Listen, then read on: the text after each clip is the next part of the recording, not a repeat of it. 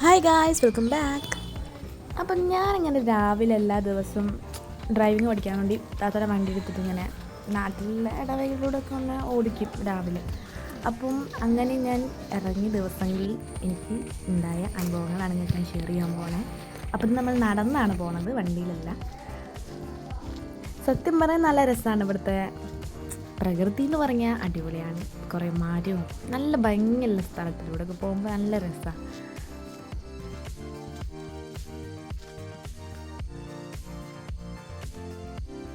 പക്ഷെ ഇവിടുത്തെ main problem എന്താ വെച്ചിട്ടുണ്ടെങ്കിൽ ഈ റോഡുകൾ. ഇതിപ്പം മഴ ഇല്ലാത്തതുകൊണ്ടാണ് കുറച്ച് കുറവുണ്ട്, പക്ഷെ എന്നാലും നല്ല വെള്ളമുണ്ട് ഇവിടെ. കണ്ടോ, എൻ്റെ കാലിൽ ഇപ്പം നിങ്ങൾക്ക് നോക്കിയാൽ തന്നെ മനസ്സിലാവും, പെട്ടെന്ന് താഴ്ന്നു പോയി. കണ്ടില്ലേ, ഇതാണ് ഇവിടുത്തെ അവസ്ഥ.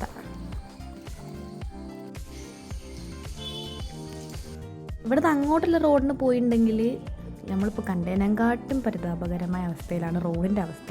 അപ്പോൾ നമ്മൾ ഈ വഴിക്കൂടെ ഒന്ന് പോയൊക്കെ എന്തായാലും. അപ്പം നമുക്ക് ഈ വഴിയിലുള്ള റോഡൊന്ന് കാണാം. അപ്പുറത്തെ വഴി കൂടി പോകാൻ കഴിയില്ല, ഫുള്ള് വെള്ളമാണ്. അതുകൊണ്ടാണ് നമ്മൾ ഈ വഴി കൂടി പോകാൻ വിചാരിച്ചിട്ടോ. നമുക്ക് ഈ വഴി കൂടി പോയോക്കാം. വാട്ട് എ ബ്യൂട്ടിഫുൾ പ്ലേസ് അല്ലേ. ഇതിൽ റോഡ് എവിടെ, തോടേതാ ഒന്നും മനസ്സിലാവാത്ത അവസ്ഥയിലുണ്ട് അവിടുത്തെ റോഡ് എടുക്കുന്നത്.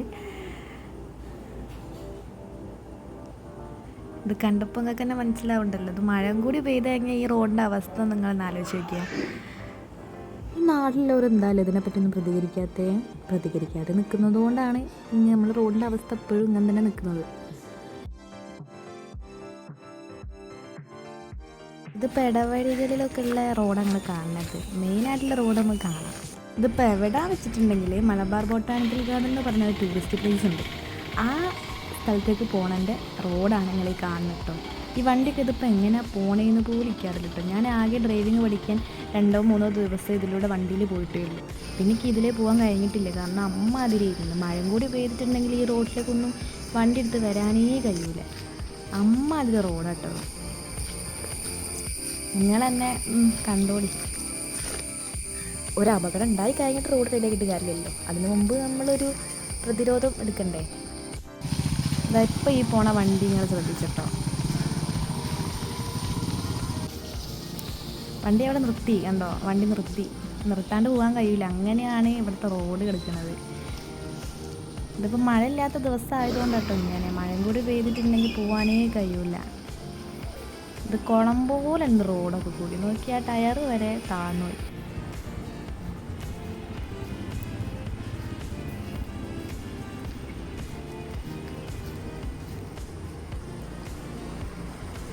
ഒരു റോഡിൻ്റെ അവസ്ഥ ഞങ്ങളെ കാണുന്നത് നോക്കിയാൽ ഗട്ടർ പോലെ നമുക്ക് ഇപ്പോഴത്തെ മനസ്സിലാവാത്ത രീതിയിലാണ് ഇവിടെ കിടക്കുന്നത് തന്നെ.